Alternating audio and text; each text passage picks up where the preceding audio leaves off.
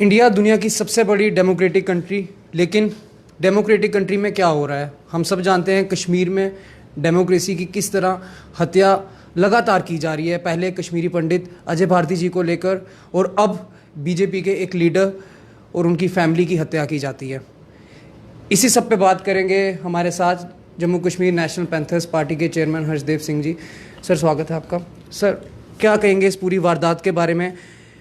अभी तक हालात नहीं ठीक हो रहे कश्मीर में, चाहे हम कश्मीरी पंडित को लेके बात करें, चाहे हम बीजेपी के लीडर्स को लेके बात करें, चाहे हम मासूम लोगों की भी वहाँ बात करें जिस तरह हत्या की जा रही है।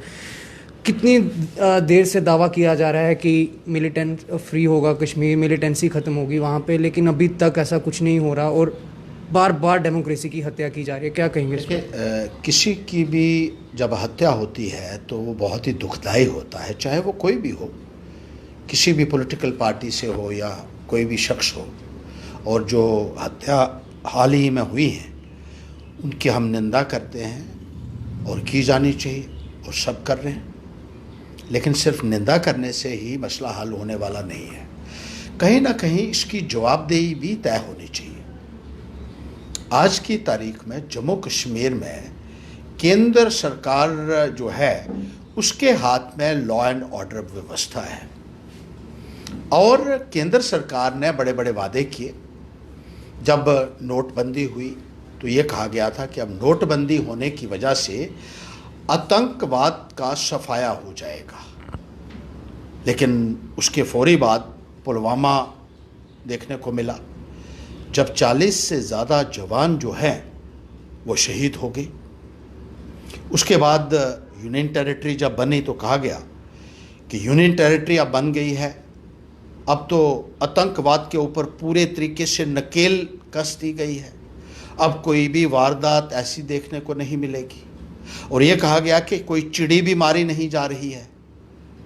अब चिड़ी तो मारी गई या नहीं मारी गई ये मुझे पता नहीं है, लेकिन बेगुनाह लोगों के कत्ल जो है वो लगातार होते रहे हैं। यूनियन टेरिटरी बनने के बाद भी निर्दोष लोग, मासूमों की हत्या होती रही है।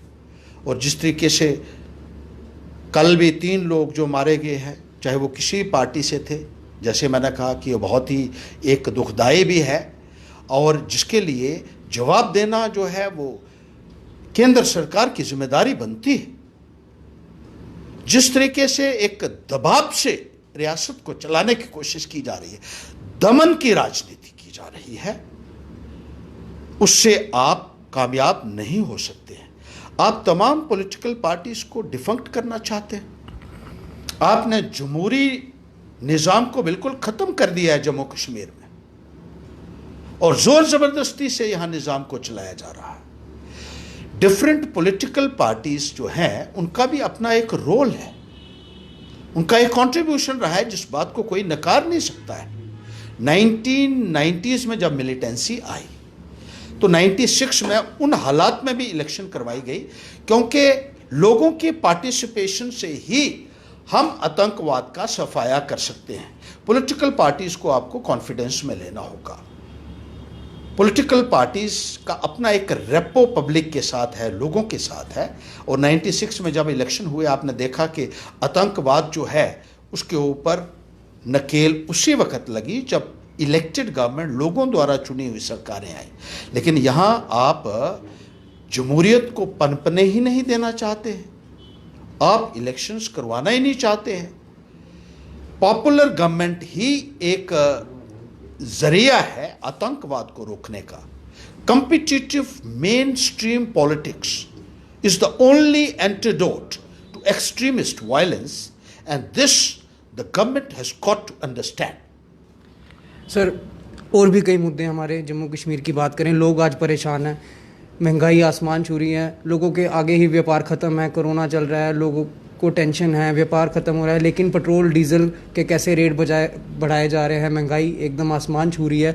ये वही गवर्नमेंट है जो वोट लेने टाइम दावा करती थी कि हम इतना सस्ता करेंगे, पेट्रोल डीजल इतना सस्ता होगा, लेकिन आज लगातार पेट्रोल डीजल के रेट बढ़ाए जा रहे हैं।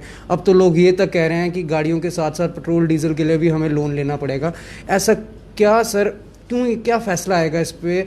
क्यों ये मसला हल नहीं किया जाता और क्यों इस टाइम जबकि कोरोना चल रहा है, इस टाइम क्यों महंगाई बार बार बढ़ाई जा रही है? देखिए, जो पेट्रोल और डीजल के दाम की आपने बात की है बिल्कुल सही है कि एक डकैती है, ये मैं मानता हूँ। और ख़ास तौर पर इस माहौल में जब लोग कोरोना नामक महामारी से जूझ रहे हैं और लोगों के पास खाने तक के लिए नहीं, आज की तारीख में जो दिहाड़ीदार हैं अगर उनकी हम बात करें, मज़दूरों के पास मजदूरी नहीं है, जो डेली वेजेस हैं, डेली अर्नर्स हैं, वो बहुत मायूस हैं। निराशा जो है वो बहुत, उनकी स्थिति निराशाजनक है। और ऊपर से जब महंगाई की मार आती है तो बहुत मुश्किल इन हालात में इन लोगों के लिए हो जाता है और मिडिल क्लासेस के लिए हो जाता है। ऐसे वक्त में पेट्रोल और डीजल के दाम बढ़ाना एक ज़ाती ही नहीं है बल्कि एक ह्यूमन राइट वायलेशन इसको आप कह सकते हैं। कौन से वक्त पे आप इतने टैक्सेस लगा रहे हैं पेट्रोल और डीजल के ऊपर? आज इंटरनेशनल मार्केट में पेट्रोल जो है वो 22-23 रुपये लीटर से ज़्यादा नहीं है। आज एक बैरल की कीमत $50 है और उसको आप जब लीटर्स में कन्वर्ट करते हैं तो इंटरनेशनल मार्केट में आपका कोई 22 रुपये 1 लीटर का रेट आता है। और 22 रुपये लीटर लेकर आप 80 रुपये लीटर बेच रहे हैं और 1 लीटर के पीछे आप लगभग 60 रुपया 1 लीटर के पीछे कमा रहे हैं। क्या आपको याद नहीं है आपके वादे जो आपने इलेक्शन के दौरान लोगों के साथ किए थे और ये कहा था कि महंगाई की बहुत मार हो गई है और अब हमारी सरकार बनाइए और हम महंगाई से आपको निजात दिलाएंगे? आप कहते थे 35 रुपये का पेट्रोल चाहिए या 55 रुपये का चाहिए जो कांग्रेस उस वक्त बेचती थी, लेकिन आपने तो पेट्रोल डीजल जो है आज आसमान छू रहे हैं। धाप जो डीजल है वो तो पेट्रोल से भी महंगा कई जगहों पे ऊपर बिक रहा है। और डीजल जो है ये गरीब आदमी के इस्तेमाल की चीज़ है। किसी ने पंप सेट में इस्तेमाल करना है, ट्रैक्टर ट्रॉली में इस्तेमाल करना है और आम जिंदगी के जो ज़रूरियात हैं वहाँ डीजल का इस्तेमाल होता है। वो आपने अगर पेट्रोल से भी अगर महंगा कर दिया है तो कहीं ना कहीं आप भी जवाबदेही आपकी बनती है। लेकिन आप किसी को जवाब देने के लिए तैयार नहीं है, बल्कि जो सवाल करता है उसको भी राष्ट्र विरोधी करार दे दिया जाता है। इस सरकार में बड़ी अजीबोगरीब स्थिति है। ये हालात जो है इनसे आम आदमी जो है वो बहुत आहत है और इसका खुमाइजा आने वाले वक्त में इस सरकार को भुगतना पड़ेगा। सर, जम्मू कश्मीर के युवाओं के लिए हमेशा आपने स्टैंड लिया, हमेशा आप फ्रंट फुट पे आके उनके लिए स्टैंड लेते रहे। पहले जेके बैंक का मसला देखने को मिला और अब जेके एसएसबी की जो नोटिफिकेशन थी उसको भी विड्रॉ कर दिया गया। बच्चों ने कितनी देर से फीस भरी थी, 3-3 4-4 साल लगा के उन्होंने पढ़ाई की थी और अब वो भी नोटिफिकेशन खारिज कर दी गई। नौकरियां आगे ही नहीं हैं और यूथ के साथ फिर से एक बार इतना बड़ा धोखा किया जा रहा है। अब जेके एसएसबी की जो नोटिफिकेशन थी उसको भी खारिज किया गया। इस पर क्या कहेंगे? देखिए, इस सरकार का सबसे बड़ी शिकायत हमें यह है कि नौजवानों के साथ इन्होंने जो बर्ताव किया है वो नाकाबिले बर्दाश्त है। नौजवानों को बड़े बड़े सुनहरी सपने दिखाए गए, इलेक्शन के दौरान बड़े बड़े वादे किए गए, बड़े दिए गए। एम्प्लॉयमेंट एक बोनांजा आएगा जब हम सरकार में आएंगे। 2 करोड़ नौकरियां हर साल युवाओं को दी जाएंगी। 5 साल में 10 करोड़ नौकरियां जो हैं वो दी जाएंगी। और यहाँ भी बड़े बड़े दावे जो हैं वो किए गए कि हर घर में नौकरी दी जाएगी। इस किस्म की बातें उस वक्त की जाती रही, जिसको देखकर नौजवानों ने भारी तादाद में भारतीय जनता पार्टी का साथ दिया और उनकी सरकार बनी नौजवानों के सहयोग से। इसमें नौजवानों का सबसे ज़्यादा रोल है, इस बात को नज़रअंदाज नहीं किया जा सकता, इससे इनकार नहीं किया जा सकता है। लेकिन जब इनकी सरकार बनी तो इन्होंने तो आंखें ही मूंद ली, नौजवानों को जो है पूरे तरीके से नज़रअंदाज कर दिया। जैसे मैंने कहा, पिछले 6 वर्षों में मुझे बताइए कि जम्मू कश्मीर में कितनी नौकरी लगी है, कितने लगे हैं और कितने निकाले गए हैं। अगर आप दोनों के आंकड़े रखेंगे तो जो निकाले गए हैं वो ज़्यादा होंगी। आज देख लीजिए, हेल्थ डिपार्टमेंट में जो रेगुलरली अपॉइंटेड थे, इस सरकार ने उनको बाहर का रास्ता दिखा दिया। SRO 24 के तहत स्टाफ नर्सेज लगी थी, लेबॉर्ट्री असिस्टेंट्स लगे थे, जो लैब टेक्नीशियंस लगे थे, जो मेडिकल असिस्टेंट्स, फार्मासिस्ट, अलग अलग जो कैटेगरीज के लोग थे उनको बाहर का रास्ता दिखा दिया। इसी तरीके से एजुकेशन डिपार्टमेंट में कॉन्ट्रेक्चुअल लेक्चरर्स, कॉन्ट्रेक्चुअल टीचर्स को निकाल दिया गया। समाग्रा के तहत जो लगे थे और प्रोसीजर के तहत जो लगे थे उनको निकाल दिया गया। इसी तरीके से जो NHM के कर्मचारी जो हैं जिनके साथ बड़े बड़े वादे किए, उनको भी आज जो है अनसर्टनिटी उनके ऊपर मंडरा रही है। जो मनरेगा के हैं उनके साथ क्या हशर, जो डेली वेजेस हैं आज भी धरने के ऊपर हैं, तनख्वाह नहीं मिल रही है, रेगुलराइजेशन की बात उनकी नहीं की गई है। और एवरे खेल जो हैं आप देख लीजिए, उसमें ऐसे लोग भी हैं जो इंटरनेशनल लेवल के ऊपर गोल्ड मेडल हासिल किए हुए हैं और आज भी वो घर उनको 3,000 रुपये के ऊपर लगाया हुआ है। इतना भद्दा मजाक आप इन नौजवानों के साथ कर रहे हैं। मैं कहता हूं ऐसे लोग कहीं दूसरे जगह होते तो सरकारों ने अरे नेशनल और इंटरनेशनल लेवल के ऊपर एक मुकाम बनाने वाले लोगों के साथ है, तो ये नौजवानों के साथ एक भद्दा मजाक नहीं है तो क्या है। आप तो कहते थे एम्पावरमेंट करेंगे नौजवानों की, जब आपकी सरकार, इस एम्पावर बीजेपी ने नौजवानों को किया है, इतना आज तक है। और लगा कौन है? बीजेपी पीडीपी की हुकूमत रही तो अगर जम्मू प्रांत से अगर हम देखें तो महज 6 या 7, एक तो बहुत कम लगे और अगर लगे भी तो उसमें से 6-7% हिस्सा जम्मू के लोगों को मिला। यहाँ के नौजवानों को पूरी तरीके से नज़रअंदाज किया गया और आज नौजवानों के अंदर एक गुस्सा है, उनके जज्बात को ही हम जो है वो बाहर ला रहे हैं, उनके जज्बात का तर्जुमानी हम कर रहे हैं। जब हम बात करते हैं, सरकार से सवाल करते हैं, तो ये सवाल हमारा नहीं है, ये सवाल उन नौजवानों का है जिनके साथ आपने एक बहुत बड़ा विश्वासघात किया है। सर आखिरी सवाल, जम्मू को लोगों के एक सपना रह गया, जम्मू कश्मीर के लोगों का एक सपना रह गया जो 1 साल होने को आया, पूरा नहीं हो रहा। मैं 4G की बात कर रहा हूँ, क्या वो सपना पूरा होगा? और दूसरा सवाल सर, क्या जो टोल प्लाजा है जो पूरी तरह वायलेशन करके लगाए गए हैं, और बीजेपी के लीडर्स तो दावा करते हैं कि एक बार बीजेपी का सीएम आएगा उसके बाद ही जेसीबी चढ़ाई जाएगी टोल प्लाजा पे।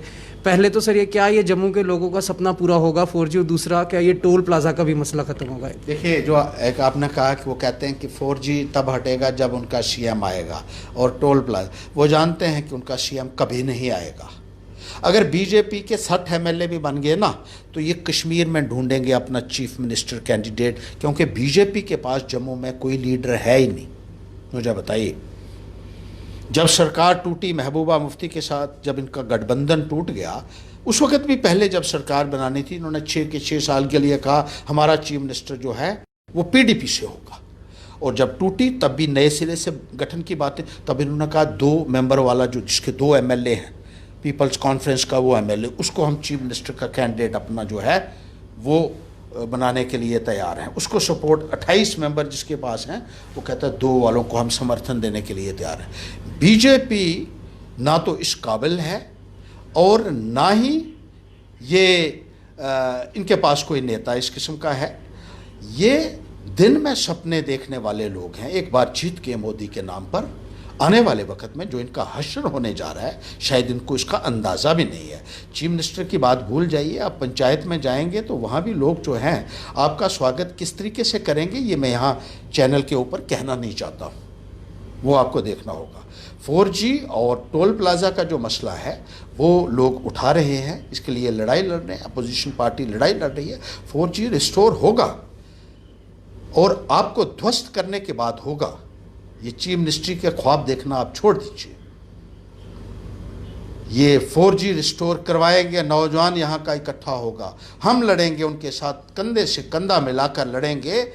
हमारे अधिकारों को ज़्यादा देर तक वंचित हमसे नहीं किया जा सकता, हमको महरूम नहीं रखा जा सकता है, और इसका जवाब आपको देना होगा जल्द ही। जो आपने लगातार इलीगल टोल प्लाजाज लगाए हैं, मुझे दुख इस बात का होता है कि ये टोल प्लाजाज जो है वो दिल्ली की सरकार लगा रही है, national highway authority of India जिनके अंडर है, बीजेपी की सरकार है, और बीजेपी के यहाँ के जो चुने हुए नुमाइंदे आज भी मेंबर पार्लियामेंट है, मंत्री बैठे हुए हैं, एक लफ्ज़ भी इसके ऊपर बोलने के लिए वो तैयार नहीं है।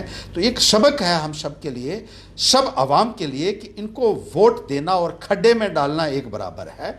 ये हमारी बात करने वाले नहीं हैं।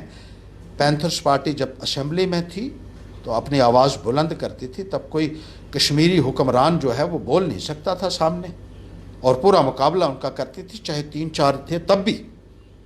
अगर एक आदमी हमारा कहीं पार्लियामेंट में पहुंच जाता, हम देखते ये टोल प्लाजाज जो है कौन माई का लाल इस तरीके से गैर कानूनी तरीके से लगाने की हिम्मत करता है, लेकिन इन लोगों में बोलने की हिम्मत नहीं है। इन लोगों ने अपनी जुबानें जो है वो गिरवी रख दी हैं मोदी जी के पास, और कोई बोलने के लिए तैयार नहीं है। जम्मू के ऊपर लगातार अत्याचार हो रहे हैं, और जब तक बीजेपी रहेगी ऐसा ही माहौल रहेगा। ये मैं जम्मू के आवाम से भी कहना चाहता हूं कि नेता चुनिए, ये पॉलिटिकल पार्टीज आपका कुछ नहीं कर सकती।